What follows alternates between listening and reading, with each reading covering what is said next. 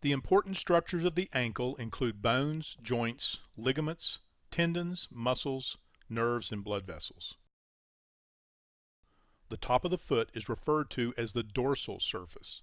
The sole of the foot is the plantar surface. The outside of the ankle is referred to as the lateral side. The bony bump on the lateral side is called the lateral malleolus.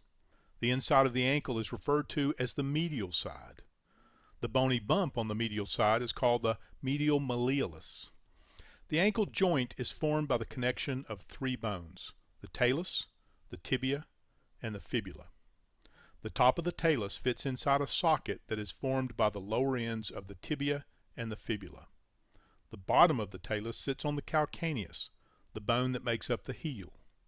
The talus works like a hinge inside the ankle socket to allow your foot to move up, called dorsiflexion, and down, called plantar flexion. The ankle socket is sometimes referred to as the mortise of the ankle, because the structure of the ankle joint is similar to a joint used in woodworking called a mortise and tenon joint. It has been used by craftsmen for centuries to create strong, sturdy connections in furniture and buildings. Inside the ankle joint, the bones are covered with a slick material called articular cartilage. Articular cartilage is the material that allows the bones to move smoothly against one another in the joints of the body. The cartilage lining is about 1/4 of an inch thick in most joints that carry body weight, such as the ankle, hip, or knee. It is soft enough to allow for shock absorption, but tough enough to last a lifetime, as long as it is not injured. Ligaments and tendons are soft tissues that attach bones to other bones and muscles to bones. The difference between ligaments and tendons is that ligaments attach bones to other bones and tendons attach muscles to bones. Both of these structures are made up of small fibers of a material called collagen. The collagen fibers are bundled together to form a rope-like structure. Ligaments and tendons come in many different sizes and shapes. The thickness of a ligament or tendon determines its strength. Ligaments on both sides of the ankle joint help hold the bones together and stabilize the ankle. 3 ligaments make up the lateral ligament complex. These include the anterior talofibular ligament, the calcaneofibular ligament, and the posterior talofibular ligament. A group of ligaments, together called the deltoid ligament, support the medial side of the ankle. Ligaments are also important in connecting the distal tibia and distal fibula at the lower end of the leg where it forms the ankle mortise. This connection and the collection of ligaments that support it are called the ankle syndesmosis. 3 main ligaments form the syndesmosis. The anterior inferior tibiofibular ligament connects the tibia to the fibula and crosses above the front of the ankle. The posterior fibular ligaments connect the tibia and fibula behind the ankle joint. These ligaments include the posterior inferior tibiofibular ligament and the transverse ligament. The interosseous ligament lies immediately between the tibia and fibula. Interosseous means between bones. The interosseous ligament is a long sheet of connective tissue that connects the entire length of the tibia and fibula, from the knee to the ankle.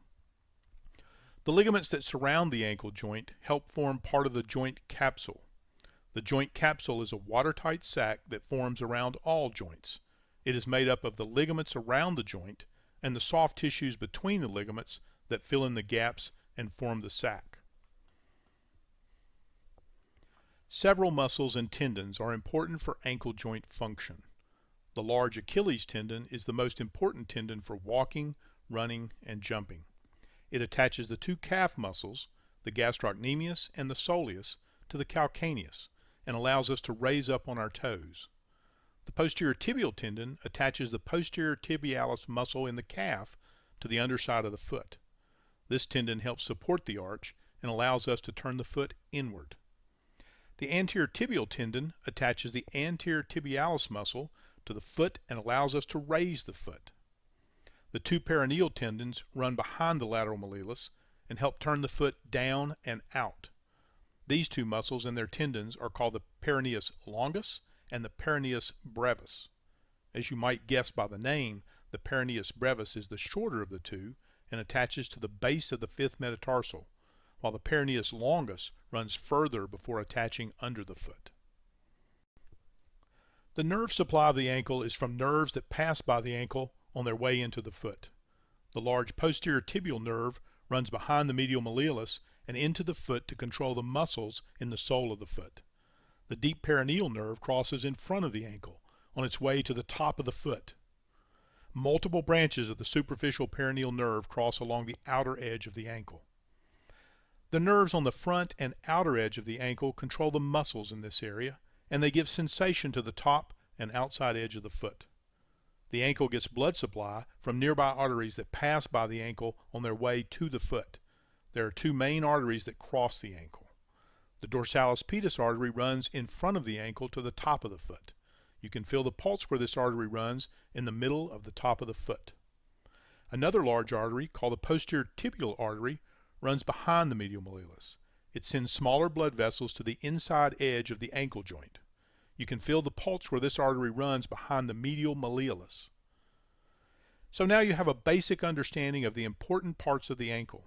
This information should help you better understand the conditions and injuries that affect the ankle and the treatment recommendations suggested by your healthcare provider.